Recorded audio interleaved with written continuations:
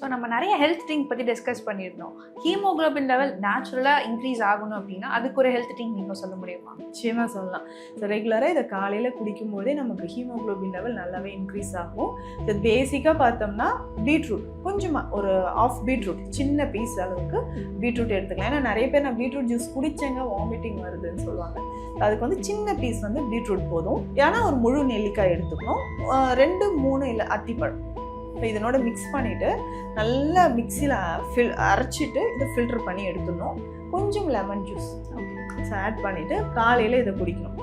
இல்லைன்னா பீட்ரூட்டுக்கு பதில் நம்ம கேரட் ஆட் பண்ணிக்கலாம்.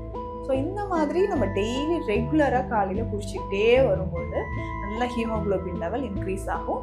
அதே மாதிரி நம்ம ட்ரை கிரேப்ஸ் இருக்குது இல்லைங்களா, இதையும் நம்ம யூஸ் பண்ணலாம்.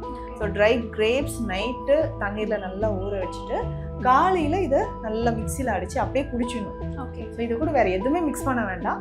இதை மட்டும் குடித்தாலே போதும், நல்ல ரிசல்ட் இருக்கும். திராட்சாதி குடிநீர் அப்படின்ற ஒரு மெடிசனும் இருக்குது. ஸோ சித்த மெடிசன் இதில் இந்த ஜூஸ்லாம் வேண்டாங்க, ஜஸ்ட் எப்படி ஏதாவது ஒரு டக்குன்னு குடிக்கிற மாதிரி ஒரு டானிக் மாதிரி கேட்டிங்கன்னா திராட்சாதி குடிநீர்.